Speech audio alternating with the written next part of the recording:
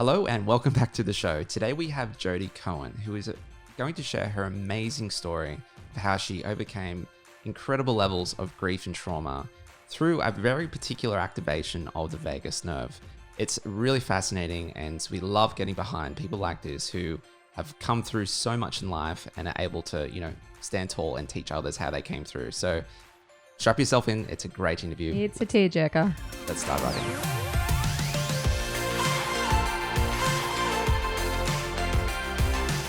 Jodi Cohen, thank you so much for joining us on the show today. We're so excited to jump into the topic of the vagus nerve and all the weird and wonderful ways it impacts our health and well-being. Thanks for joining us. Oh my gosh, thank you for having me. It's my favorite topic. Awesome. Well, I am so curious to know how you got into the research of the vagus nerve. Obviously, not many people have heard about this thing, even for us health nerds and gut health nerds, where I feel like we're only just scratching the surface of this interesting topic. So how did you get into it? What fascinates you about the vagus nerve? I think so many of us, especially those who've had our own healing journey, sometimes we do things right and then we reverse engineer, oh my God, what did I do right? How did I have like a great day and no, pain and no fatigue? And I think the journey, I don't think God gives you more than you can handle at the time. So my journey kind of unfolded in three parts. The first part was I had two children. One passed away, which we will talk about, but my daughter was really easy, and I thought I was this great mom. So I had another one, 20 months later, who was not easy, and I spent all this time trying to control him and parent him. And then one day, someone noticed that his personality changed after he ate something. So we took him to a nutritionist who changed his diet, and his whole personality changed. He went from being that nonstop kid with no impulse control to somebody who could sit still and be calm. And I thought, that's fascinating. I have spent all of this energy trying to discipline and parent him, and it turns out it was his food. So I went back and studied nutritional therapy and was trying to help other, moms who had those squirmy kids. And squirmy kids are hard to assess because they're moving and wiggling. So I learned this technique called muscle testing that allows you to really quickly ascertain if a remedy is going to help or not. And this came in handy when my second little, you know, um, crisis in life happened. My then husband needed to be hospitalized for very severe depression. And once he was safe and I knew he was okay, my adrenals collapsed. I had been, every day was the kids were 5 and 7.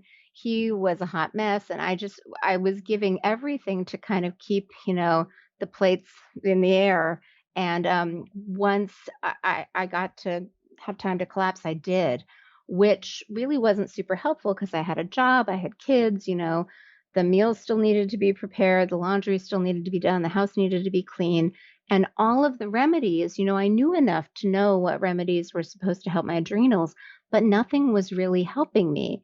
And it turns out it was because my digestion was so compromised that all of the remedies that was ingesting weren't really getting to where they needed to go. And I was the Uber volunteer, the Uber overachiever, and I had helped a friend with a big event before, everything fell apart. And so she brought over a big box of essential oils as a thank you gift and said, these are going to help you. And I said, great. And, she had been to me and she's like, you know what? You know how to do this. I'm not even going to tell you.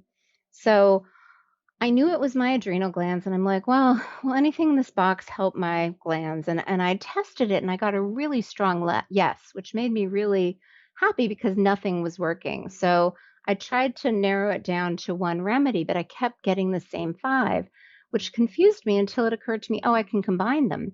So, I didn't know any better. I got a shot glass from my kitchen and tested how many drops of each oil, put them together, applied them on my adrenals, on my low back, and felt like myself for the first time in a month.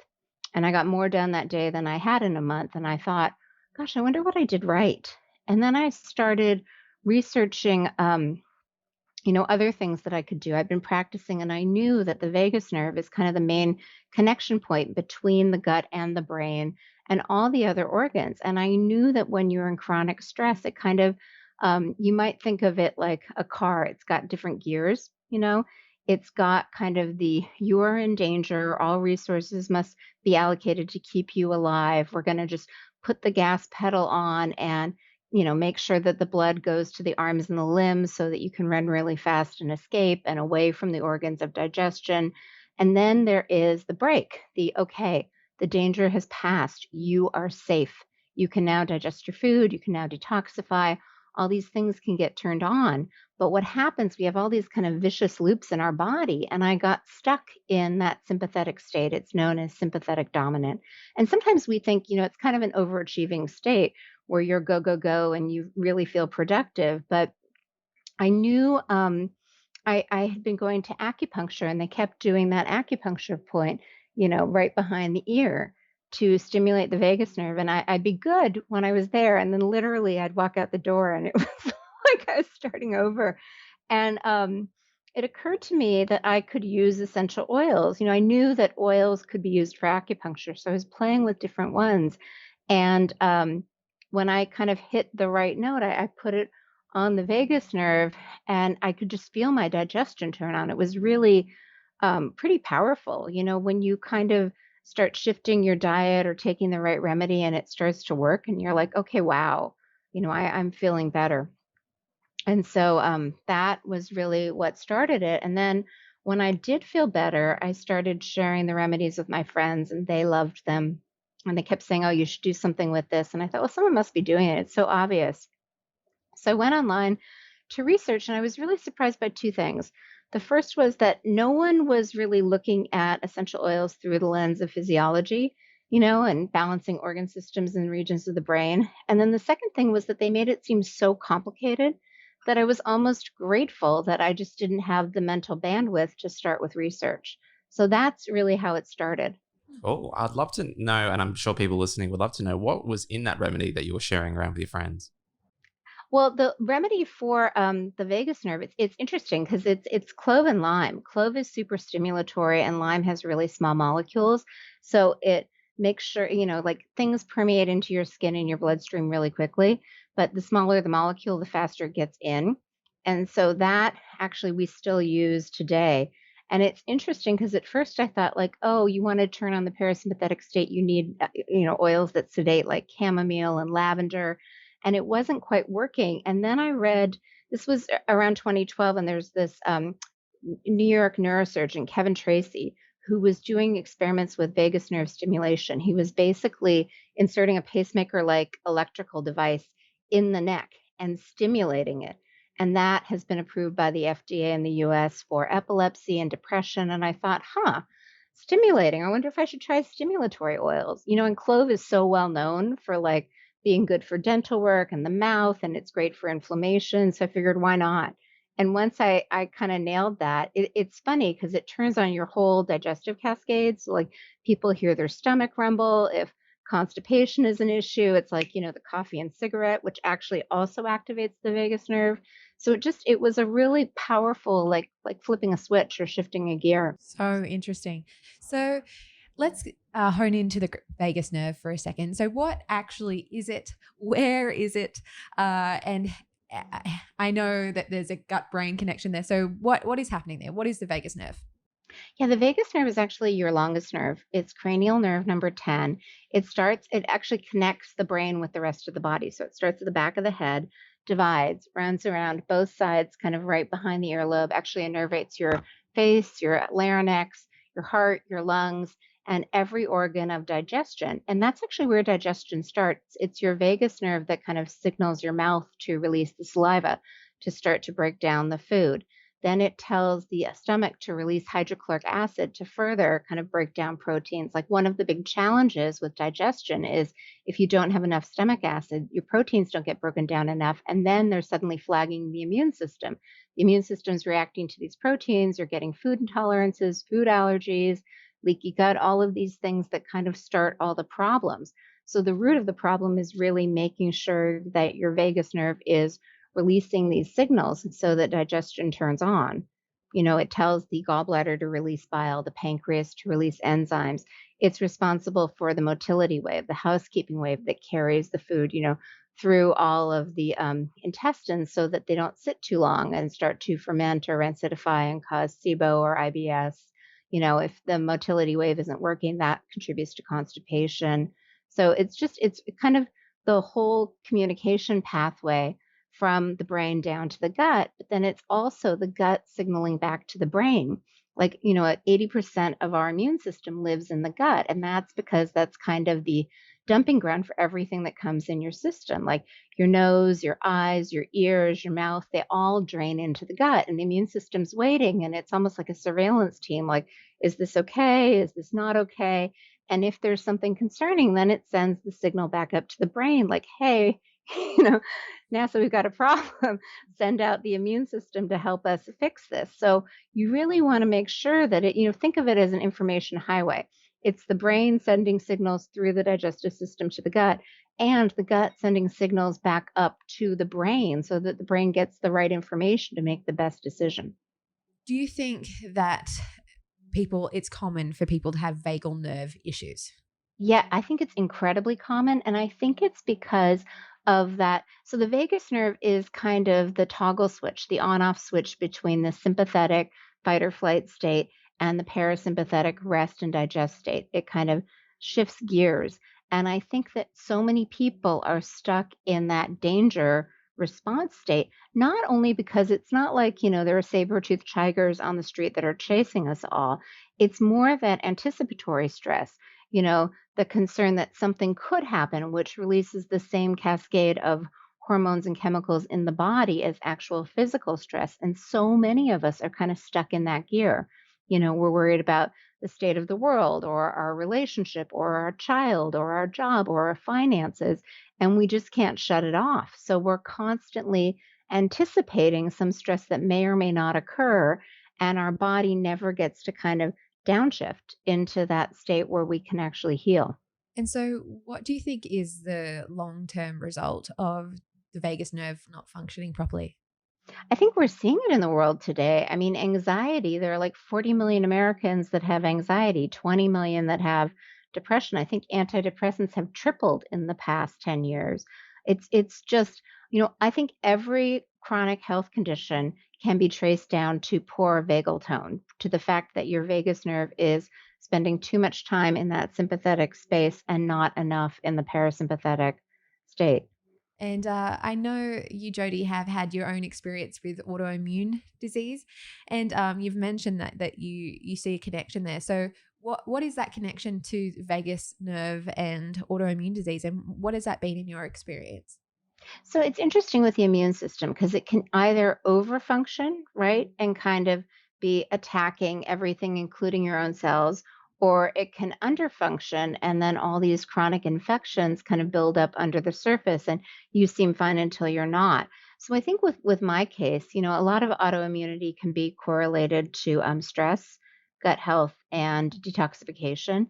And the vagus nerve plays a really big role in all three of those. And we talked about stress and how it kind of keeps, it's almost like the tap is constantly running for those stress hormones like cortisol that can be really corrosive. And what's interesting about cortisol is it kind of contains inflammation early on. If you're trying to run from a predator and you sprain your ankle and it swells up, you're going to die. It doesn't really, keep you healthy. So in the short term, it anti-inflames, but over time, your body gets less and less resistant to the cortisol. And so inflammation runs rampant, which is huge in autoimmunity. Um, it also kind of turns off your ability to detoxify. If all the blood that should be routed to the liver and the gallbladder and the gut, for elimination, if you're constipated and toxins aren't leaving your body but getting recycled, then those toxins require it's a little bit like Sisyphus, you have to keep pushing the same rock up the same hill and you think you're finally there and then oh gosh the toxins don't leave so it recycles. So and then gut health, we talked about the gut brain signaling. So I think not having the vagus nerve in kind of that low gear, that parasympathetic gear, that sets the stage for all of those systems to not be kind of functioning in a healthy place, and that's when autoimmunity sets in. Interesting. So interesting. So you've had this experience where you're able to stimulate your vagus nerve. Going through any other trauma in your, like, how do you deal with stress now? What is it like having a vagus nerve that is stimulated and activated? It's really interesting because I mean, I can see it happening. Like, I'll give you an example, kind of the turning point. So My son was killed in a car accident August 27th, 2018. And I thought that was the worst thing that would ever happen to me. And then it got worse because he was not the only child in the car. There were three boys in the car. Only one is still alive. And each time a child died, it broke my heart. And there was one that I was really rooting for. Like I really thought he was going to make it, and when it turned, it was devastating. And then my dad got sick, and then there were these lawsuits, and lawyers have this interesting technique where they really like paralyze you with fear and then ask you to make a decision. It really feels like your back is against the wall. And my dad was in hospice, and so I was sitting with him in the hospital, and the attorney called and was like, "I need to know right away," and was yelling at me. And I shut down. I couldn't help it. I was like, "Oh my God, I cannot make this decision now." So I kissed my dad goodbye, went home, walked my dog, and just really walked. You mentioned Seattle was having one of its most beautiful days. So I walked for a long time, and something about moving and being in nature, and I brought my oils with me. I was like, I can't make a good decision now. Like I can't even breathe. I don't feel safe. So by the time I came back from the walk, I realized like, okay, they were trying to really position this as black and white, but it's many shades of gray, and I have many options. And I just started like creatively thinking. And once I kind of was able to see different options, I felt so much better because I think part of the fear is when you feel like you have no choice and you're completely out of control. But once you realize you have choices, it just shifts the playing field. There's that Holocaust survivor, Viktor Frankl, who said, between the stimulus and the response, there is a pause, or a space is what I think he said, but I call that the pause. And I think that's what's missing, in this very moment in time, is that we're all taking in all this stimulus and it's just making us feel panicked. And we feel like we have no choices and no options. And I think activating the vagus nerve, I mean, really what's happening when you're in that fight or flight state, your pupils, the black part of your eyes, get really big like saucers. And what that does is it lets in more light so that you can, see more clearly, so you can make your escape plan. But it also shuts down the multitude of options, because if you're in a life or death situation, contemplating your navel is probably not going to be your best choice. So it really limits what your potential is. And it kind of takes you out of it doesn't let you even access your corpus callosum and your upper levels of thinking. And so if you can, think of biking up a hill. If you bike in with high gear, it's going to be harder. If you can downshift into the parasympathetic state, and suddenly it's like, oh, wait, I have all these choices. Even if you don't take any of them, just knowing that you have options, it's a very different perspective to kind of view the world and move forward.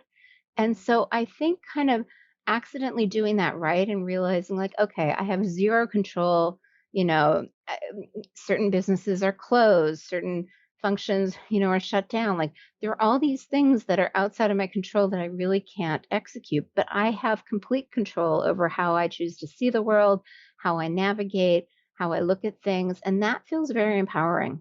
Wow, thank you so much for sharing that. Yeah. And it's such a, at least you had this experience before. Like you had like a way, you knew a way out through something that was so tragic. And so thank you so much for sharing that. I know that's going to help a lot of people. I hope so, because I think that, I mean, it makes me so sad, so sad. There is a lot that we don't know the answers to, we can't control, but you always get to control how you feel in any given moment. And that's very powerful. Excellent. Thank you so much for sharing that. So someone maybe has listened to that part of your story and they just feel like they're constantly trapped in that state. If you were to sit down with that person and take them through a step-by-step process, where would you start, and what are some of the most effective things that they can immediately do? Because I think when people are in that state, they're not thinking rationally. It's hard for them to, make a Right. decision. Yeah. Yeah, I mean, the easiest is breathing. So, what's interesting is the easiest way to activate your vagus nerve that innervates all of these different organs is to activate the organs. So, it's called box breathing, and it's such a simple technique. You can do it right now with me. And what you Okay. do is you breathe in for the count of four, you hold it for the count of four, and then you breathe out for the count of eight. And the exhale, making the exhale longer than the inhale is the trick. And just even doing that like 2 or 3 times, it just shifts your nervous system. The breath, you always have your breath. That is the most accessible tool.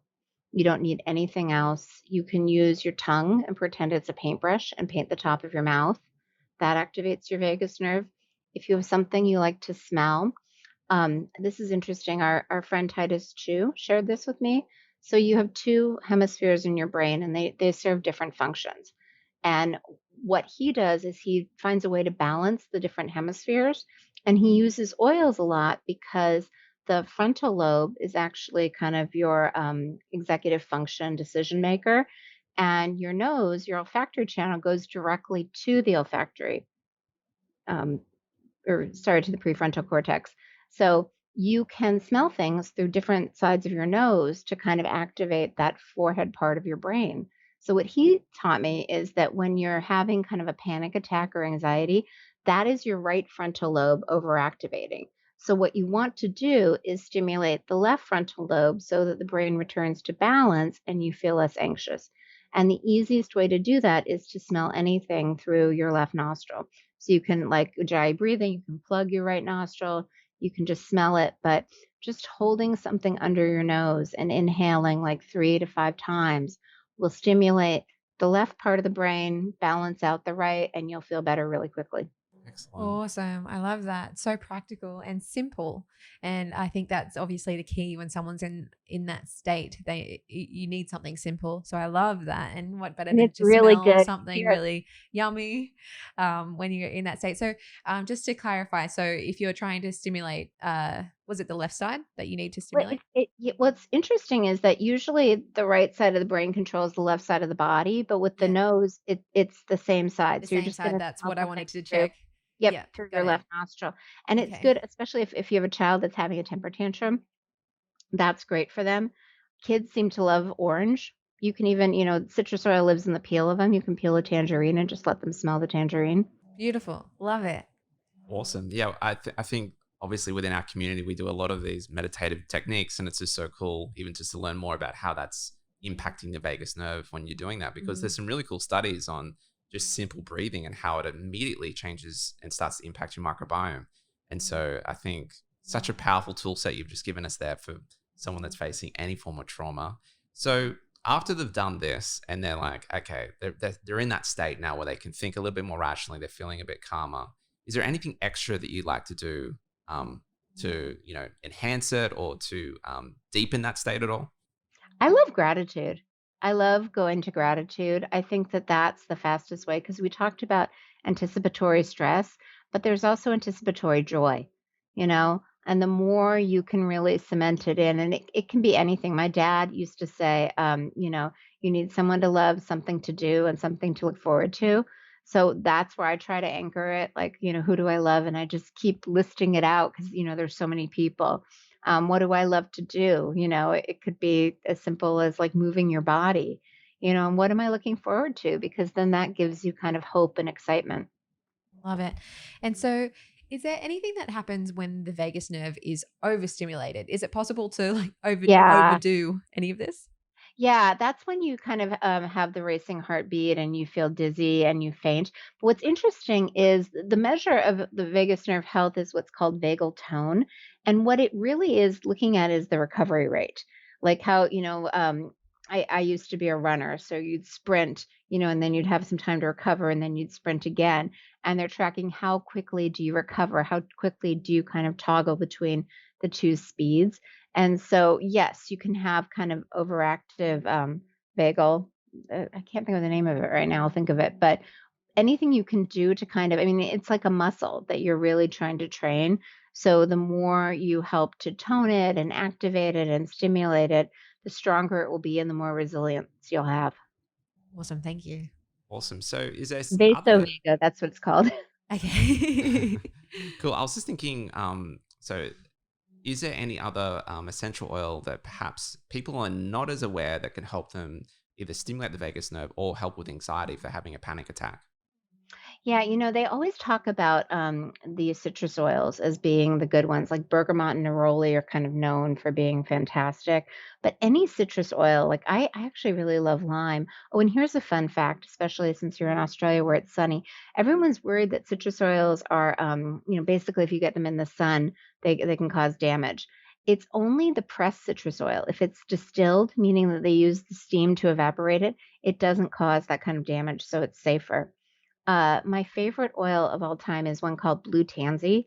I think it's great for the brain. It's really great for any kind of inflammation, especially like if you're exposed to mold or mycotoxins. And it also seems to be really good at kind of helping you forgive and release things, like let go, which I think is something that we're all working through right now. Beautiful. So, for those of us who are listening and aren't fully convinced about the efficacy of essential oils, what would you like to share with that segment of our audience that are yet to be introduced and yet to fully believe that they can work? You know what's really funny? I mean, in the States, over 50% of the pharmaceutical drugs are derived from plants. They're either synthetic copies or something taken from plants, like white willow bark is the basis for aspirin. Valium comes from valerian root. And oils are really just the concentrated essence of plant. So we're already using plants in all of our drugs. We just, they're just packaged differently. So when you get it concentrated, it just amplifies the intensity. Like, for when I used to be in university and then we'd have finals, I wouldn't sleep for a week and then I'd be done with my last final and I'd probably sleep for 2 days straight, just to kind of catch up. So oils allow you to kind of megadose and help push the body back in balance. Nice. Thank you. And is there a guide to perhaps choosing the right oils? Because I know some of them are extremely expensive, and some for some people that's just like a step that that's like, oh, I can't afford this. Where could someone start that's listening to this but doesn't want to go out and overspend potentially on an essential oil? Is there a certain guide that you can give Well, to? I have a book coming out in March that I hope will be that Ooh. guide. It's called Juice the Brain and Heal the Body with Essential Oils. But I think, honestly, for someone who's new to this, I would start with orange. I think orange is fantastic. Maybe peppermint. Just start small and just start playing with them because what you'll notice is that sometimes they're very stimulatory. Peppermint is great for focusing if you're trying to kind of curb cravings, lose your COVID-15. Smelling peppermint really satiates your system so you don't feel as hungry. Those are just easy ones to start with. But honestly, I think, a little bit like food cravings, right? Like they say we crave chocolate when we need magnesium, we crave meat when we need iron. Just go somewhere and smell and see what appeals to you. That's I love super cool. that. I remember when you were struggling in your health, Yeah. and the only way to calm yourself was like breathing over essential oils. Yeah, I was wrecked at that point in my life. This is before I learned about the gut and I was having panic attacks and I was just like desperately holding on to my essential oil under my nose. I guess I Yeah. intuited what you were talking about before and my brain needed to calm down and that was like it's a centering thing I suppose as well as like stimulating whatever. I guess I didn't know Yeah. about all that side of things, but I could focus on something. I could just smell the smell and focus there and that got me Well, it within a grounds you in range your of body. functional. And some of them, like vetiver, has the deep roots. Frankincense is another one that can be really good, especially for the gut and also for the brain. It's really good for everyone. So yeah, but it's funny, and it will shift too. Like as you start to heal from something, like I don't know why, but there was a period in my life where like certain foods like were really appealing. Like when I stopped drinking all diet soda the first time I got pregnant, like I couldn't even touch it and I haven't added that back, but I think your body just kind of knows. And something like frankincense might smell great to you. And then when you've kind of shifted and you're on to the next thing, it's not as appealing. I'm curious as to whether you can share any stories of people that you've shared these techniques, particularly as it pertains to vagus nerve, anxiety, and depression. And if you could, if anyone comes to mind, you could share their story of Yeah. their recovery. Yeah, actually, this one really sweet girl, she had her wedding in like a farm field, a wheat field, and she suddenly had a crazy celiac attack, and it was horrible. Like she couldn't leave her home because she couldn't be that far from the bathroom, and she'd just gotten married and her husband's like, You're going to get better, right?" And nothing, kind of like me, like her gut was so damaged that all of the nutrients that she was trying to assimilate, through ingestion just weren't helping. And so activating her vagus nerve. And then we also have two that we use for the gut, one that's good for calming inflammation and one that kind of helps activate the intestinal mucosa, because the intestinal mucosa are like the glue that kind of keep the probiotics in place. And basically, as you know, with the gut, it's all a balance of the microbiome. You might want more of the kind of good microbiome to keep the bad microbiome in check.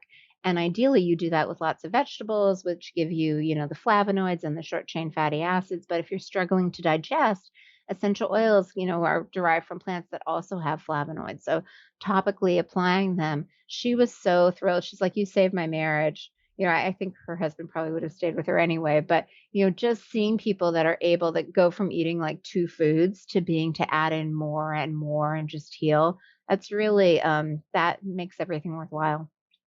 So Awesome. cool. Well, this has been such a great call, and I think so practical for a lot of people.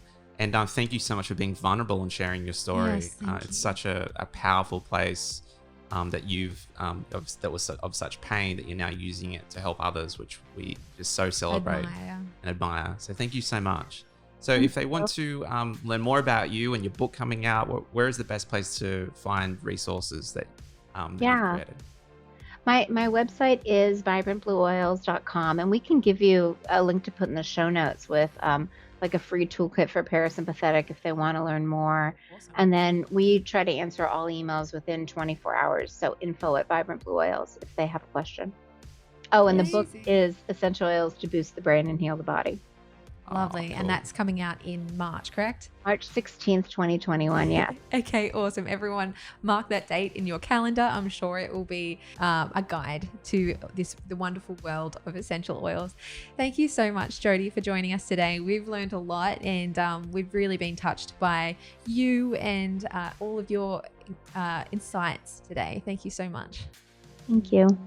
I don't know about you, but I really appreciated that episode. Jodi was so brave in sharing her story with us today, and I love how practical she made it to do some simple protocols to stimulate our vagus nerves to get such immediate results, which is awesome. So if you enjoyed today's call, please let us know in the comments, what did you pull out of it? Did you learn anything new? And also refer to our show notes so you can get in contact with Jodi or have a look at her website or her special blends of essential oils. So thank you again for joining us. Don't forget to subscribe, and we'll see you in the next episode.